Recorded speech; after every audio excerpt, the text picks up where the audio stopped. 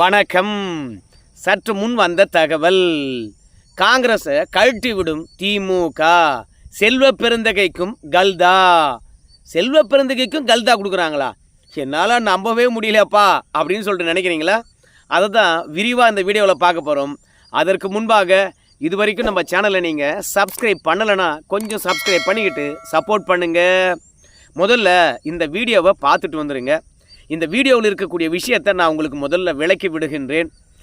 கமலஹாசன் அவர்களை பொறுத்த வரைக்கும் மறவோம் அப்படின்ற தலைப்பில் மதுரையில் பார்த்திங்கன்னா ஒரு பொதுக்கூட்டத்தை நடத்தினார். அந்த பொதுக்கூட்டம் எதுக்கு அப்படின்னு பார்க்கும்பொழுது, காந்தியை நம்மெல்லாம் மறந்துட்டோம், நாடு மதசார்பின்மையாக இருக்க வேண்டும் என்றால் மீண்டும் காந்தியை நினைவு கூற வேண்டும் அப்படின்னு சொல்லிட்டு கட்சி சார்பற்று திமுக கூட்டணி கட்சிகளை எல்லாம் ஒன்று சேர்த்து மறவோம் என்ற நிகழ்ச்சியை நடத்தினாங்க. அந்த நிகழ்ச்சியில் நம்ம முதலமைச்சர் ஐயா அவர்களும் கலந்து கொண்டார். உங்கள் எல்லாருக்கும் தெரியும், மதுரையில் திமுகவுடைய பூத்து கமிட்டி மாநாடு நடந்தது. அந்த பூத்து கமிட்டி மாநாட்டெலாம் மார்ச் 1 நம்முடைய பிரதமர் அவர்கள் மதுரை வருகின்றார். அப்படி வருகின்ற பொழுது, ஏங்க மதுரைக்கு மெட்ரோ கொடுக்கலுங்க, ஏங்க கோயம்புத்தூருக்கு மெட்ரோ கொடுக்கலுங்க அப்படின்னு கேளுங்க அப்படின்லாம் முதலமைச்சர் வேண்டுகோள் வச்சார். ஆனால் இவங்க டீட்டெயில்டு ப்ராஜெக்ட் ரிப்போர்ட்டை டிபிஆரை சரியாக எடுத்து கொடுத்துருந்தாங்கன்னு வச்சுங்களேன், மத்திய அரசாங்கமானது இந்தியாவில் சின்ன சின்ன நகரத்துக்கெல்லாம் மெட்ரோ ரயிலை கொடுத்துருக்குறாங்க. அதே மாதிரி தான் மதுரை போன்ற கோயம்புத்தூர் போன்ற பெரிய நகரங்களுக்கும் கொடுத்துருப்பாங்க. ஆனால் இவங்க உள்ளுக்குள்ள அரசியலை திணிக்க வேண்டும் என்பதற்காக தேர்தல் வருது. அந்த தேர்தலுக்கு மதுரையும் கோயம்புத்தூரும் பயன்படுத்த வேண்டும் என்றால் டீட்டெயில்டு ப்ராஜெக்ட் ரிப்போர்ட்டை பார்த்திங்கன்னா சரியாக தயாரிக்காமல் அனுப்பிச்சி வைப்போம். அவங்களும் எல்லா புள்ளி விவரத்தையும் பார்த்துட்டு மதுரைக்கும் கோயம்புத்தூருக்கும் மெட்ரோ ரயில் கொடுக்க முடியாதுப்பா, நீங்கள் தந்திருக்கக்கூடிய தரவின் அடிப்படையில் தரவுகளை சரியாக கொடுங்கன்னு திருப்பி அனுப்புவாங்க. அதை வச்சு அரசியல் பண்ணலாம் அப்படின்ற ஒரே காரணத்துக்காக தான் டீட்டெயில்டு ப்ராஜெக்ட் ரிப்போர்ட்டை தப்பு அனுப்பி வச்சாங்க. மதுரைக்கு மெட்ரோ வேண்டும் என்றால் ஏன் வேணும், எதுக்கு வேணும், எதனால் வேண்டும், எப்போது வேண்டும், எல்லா விவரத்தையும் சரியாக கொடுத்துருக்கணும். கோயம்புத்தூருக்கும் அப்படி தான்.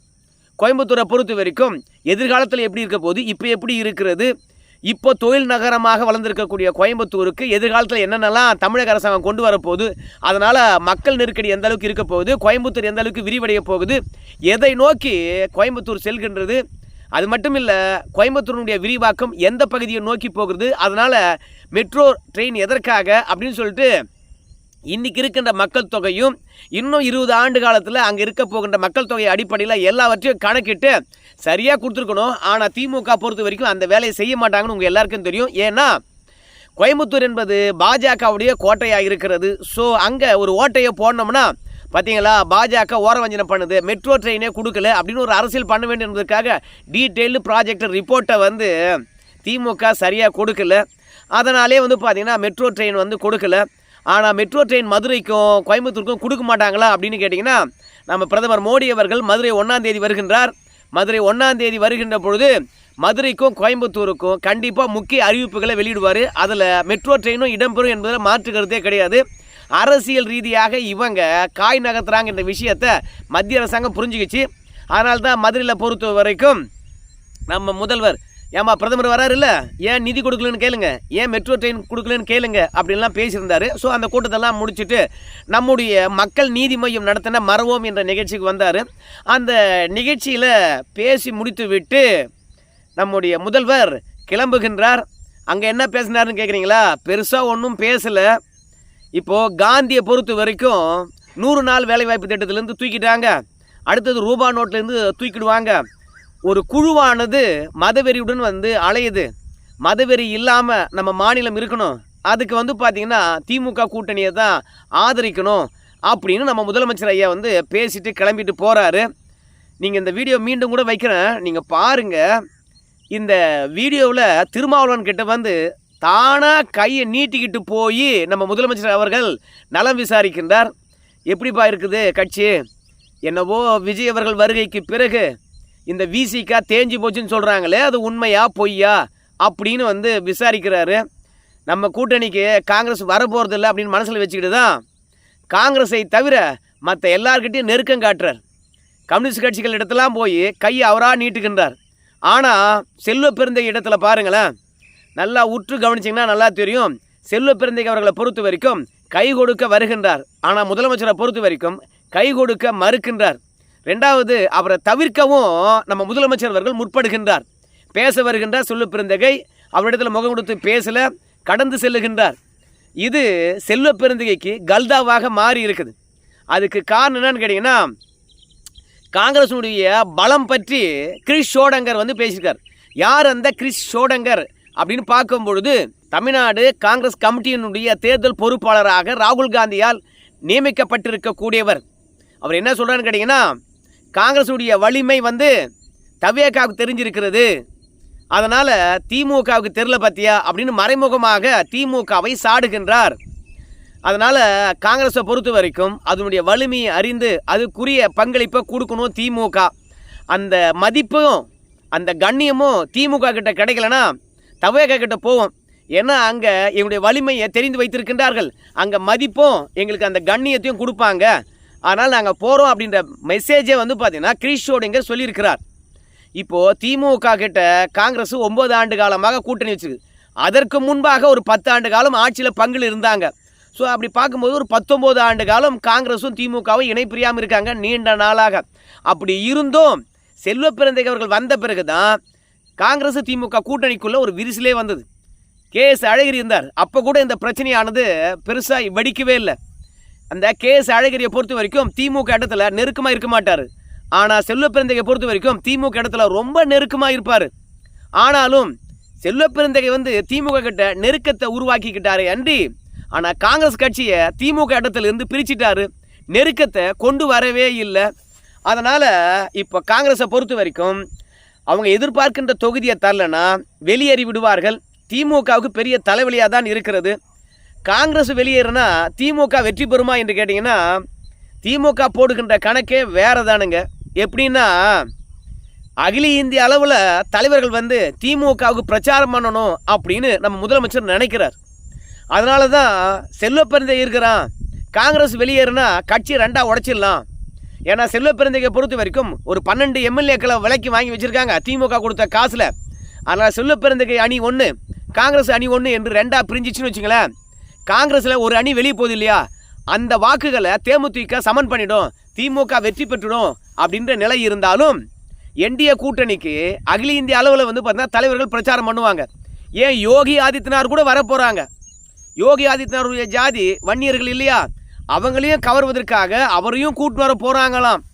அதனால் அகில இந்திய தலைவர்கள் பிஜேபி சார்பாக நிறைய பேர் வரதுக்கான வாய்ப்பு இருக்கும்போது, காங்கிரஸ் இருந்தால் தானே, முழு காங்கிரஸ் இருந்தால் தானே ராகுல் காந்தி வருவார், முழு காங்கிரஸ் இருந்தால் தானே சோனியா காந்தி வருவாங்க.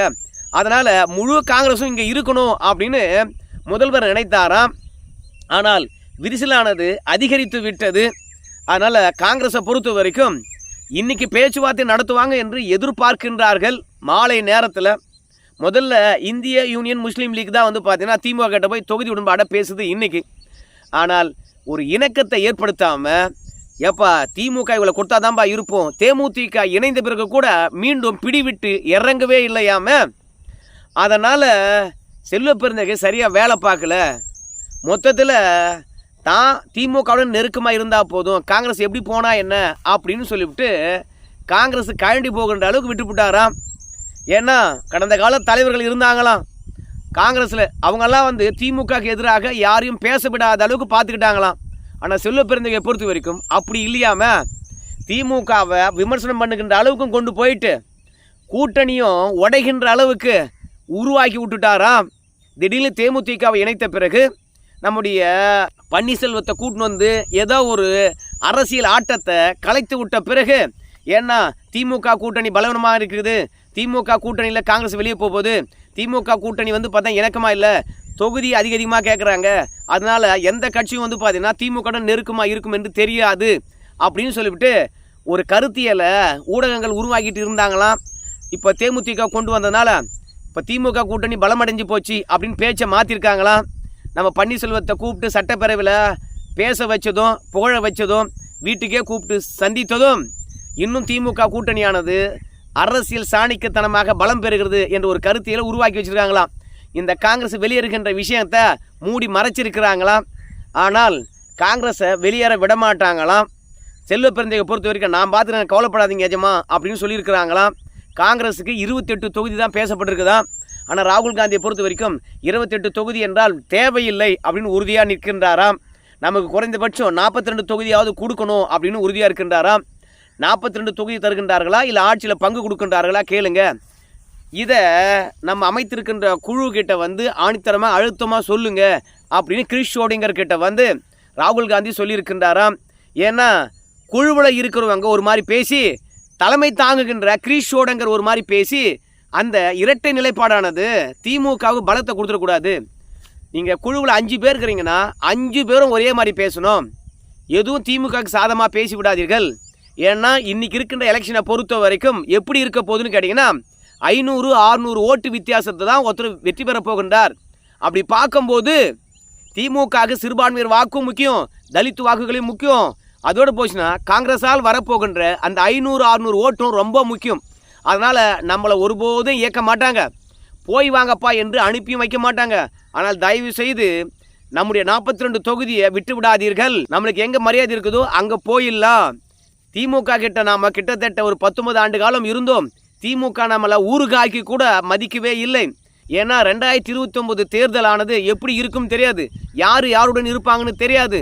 அதனால் 2029 தேர்தலை மனசில் வச்சுக்கிட்டு நாம் திமுக விட்டு கொடுக்க வேண்டிய அவசியம் கிடையாது. ஒருவேளை 2026 சட்டமன்ற தேர்தலில் அதிமுக பாஜக கூட்டணி வெற்றி பெற்றால் அந்த கூட்டணி அப்படியே தொடரும். ஆனால் ஒருவேளை 2026 அதிமுக பாஜக கூட்டணி தோற்று போச்சுன்னா அந்த அதிமுக பாஜக விட்டு வெளியே வந்துடுவாங்க. ஏன்னா பாஜக அதிமுக கூட்டணி நீடிக்க வாய்ப்பே கிடையாது. அதிமுக பாஜகவால் தான் தோற்றுது அப்படின்னு அதிமுகவில் இருக்கிறவங்களே பேசுவாங்க. ஊடகம் வந்து பார்த்திங்கன்னா அதை தான் சொல்லும். ஏன்னா திமுகவுக்கு எதிராக ஒரு பெரிய கூட்டணி இருக்க இந்த ஊடகம் விட்டு வைக்க மாட்டாங்க. எப்படியாவது பேசி உடைச்சிருவாங்க. ஒரு பக்கம் திமுக கூட்டணி பலமாக இருக்கிற மாதிரியே ஊடகம் காட்டிக்கிட்டே வரும். அவங்க பிரிஞ்சு போகாத அளவுக்கு பார்த்துக்குவாங்க. ஆனால் அதிமுக கூட்டணியை பொறுத்த வரைக்கும் தோற்ற உடனே ஒருத்தருக்கு ஒருத்தர் கலகம் மூட்டி இந்த ஊடகமானது ஒருத்தரையும் பிரித்து விட்டுரும். அதனால் பிஜேபி கூட வெளியேற வாய்ப்பு இருக்கிறது. அதனால் நமக்கு அதிமுக கூட்டணி கூட அமைவதற்கான வாய்ப்பு இருக்குது 2026க்கு பிறகு. அதனால் 2026 மனசில் வச்சுக்கிட்டு நீங்கள் பேசுங்க. 2029 பற்றி சிந்திக்கவே வேண்டாம். நாம் அதிமுக கூட்டணிக்கு போனோம்னா அது ஒரு பெரிய கூட்டணியாக உருவெடுத்து விடும். இல்லை விஜய் கூட போனோம்னா கூட நாம் 2029 ஏதாவது 1-2 ஜெயிக்கலாம். அதனால் திமுகவை 2029க்கு தேவைப்படுமே என்பதற்காக கொஞ்சம் விட்டு பிடிக்காதீங்க. 2026 மட்டுமே பேசுங்க அப்படின்னு சொல்லிட்டு அழுத்தம் திருத்தமாக சொல்லியிருக்காங்களாம். திமுக பொறுத்த வரைக்கும் 28 அல்லது 29 அல்லது 30 தொகுதிக்குள்ளே முடிச்சிடணும் அப்படின்னு சொல்லிட்டு காங்கிரஸை பார்க்குறாங்களாம். இதுக்குள்ளே செல்வ பெருந்தகையை காங்கிரஸை அடக்கணும், நீ தான் ஏதாவது பண்ணணும் அப்படின்னு சொல்லிட்டு திமுக அழுத்தம் தருகின்றதாம். செல்வ பெருந்தகையை பொறுத்த வரைக்கும் அகில இந்திய தலைமையானது 42லே நிற்கிறாங்க. நான் என்ன பண்ண முடியும் அஜமா அப்படின்னு சொல்கிறாராம். இதை செய்ய முடியலன்னா நீ திமுகவுக்கும் தேவையில்லை, திமுகவுக்கு விசுவாசமும் தேவையில்லை, உன்னையும் சந்திக்க வேண்டிய அவசியம் இல்லை, போயா அப்படின்றனால்தான் நம்ம முதல்வரை பொறுத்த வரைக்கும் மதுரையில் செல்வ பெருந்தகை அவர்களை வந்து பார்த்திங்கன்னா எந்த விதத்திலும் கண்டுக்கவே இல்லை. போயா பார்த்துக்கலாம், நீ என்னை தேடி தான் வந்தாகணும் அப்படின்னு சொல்லிவிட்டு தவிர்க்க ஆரம்பித்து விட்டார். முதல்ல நான் சொன்னதெல்லாம் செய்ய, அதற்கு பிறகு பார்க்கலாம் அப்படின்னு சொல்லிட்டு கை கூட கொடுக்காம தோளில் ஒரு தட்டிட்டு அவர் பாடுன்னு கிளம்பி போயிட்டே இருப்பார். ஸோ அதனால் என் தலைமையில் காங்கிரஸ் ஒன்று உருவாக்கணும், காங்கிரஸ் 2ஆக உடைக்கணும், கவலைப்படாத செல்வ பெருந்தகை அப்படின்லாம் பேசின இந்த திமுக கடைசியில் நம்மளையே கண்டுக்க மாட்டாங்களே என்று செல்வ பெருந்தகை கதறுகின்றார். எல்லாத்துக்கும் காரணம் அகில இந்திய காங்கிரஸ் கட்சி தலைமை தான். என்னத்தை செல்வாக்கு இருக்குது காங்கிரஸுக்கு, திமுக கிட்ட போய் சண்டை போட்டுட்டு இருக்காங்களே அப்படின்னு செல்வ பெருந்தகை நினைக்கின்றாராம். மத்தளத்துக்கு 2 பக்கம் அடி போல் எந்த பக்கம் பேசுறதுன்னு தெரியாமல் தவித்து கொண்டு இருக்கின்றார். ஸோ இன்றைய மதியத்தில் தெரியும் காங்கிரஸ் திமுக கூட்டணியில் இருக்குதா இல்லை கண்டிக்கு போதா என்ற விஷயமாக நல்லாவே தெரியும். புதிய இடத்துல பேசுகிறேன்னு நினைக்கிறீங்களா? நம்மக்கிட்ட கேமராவும் இல்லை, 2வது கேமரா வாங்குறதுக்கான காசும் இல்லை. நான் ஒன்றே தான் சொல்கிறேன், நம்ம நண்பர்கள் பார்க்குறீங்க இல்லையா, அவங்கெல்லாம் வந்து நீங்கள் விருப்பப்பட்டால் எனக்கு உதவலாம். கூகுள் பே நம்பர் வந்து பார்த்திங்கன்னா கீழே தரேன். நீங்கள் முடிஞ்சால் 1000 ரூபாய் வந்து பார்த்திங்கன்னா ஒரு 100 பேர் கொடுத்தீங்கன்னா கூட ஒரு கேமரா வாங்கிடலாம். 68,000 ரூபாய்க்கு ஒரு கேமரா வாங்கி வச்சுருந்தேன். அந்த கேமரா மழையில் நனைஞ்சு வீணாக போச்சு. மீண்டும் இப்போது 1 லட்ச ரூபாய் அந்த கேமரா உயர்ந்திருக்கிறது. என்ன பண்ணுறது, யார் யார் உதவி பண்ணுறீங்கன்னு பார்க்குறேன். கூகுள் பே நம்பர் வந்து பார்த்திங்கன்னா கீழே கொடுக்குறேன். சரி, முடிஞ்சால் உதவி பண்ணுங்கள், கம்பல்சரி கிடையாது. நன்றி.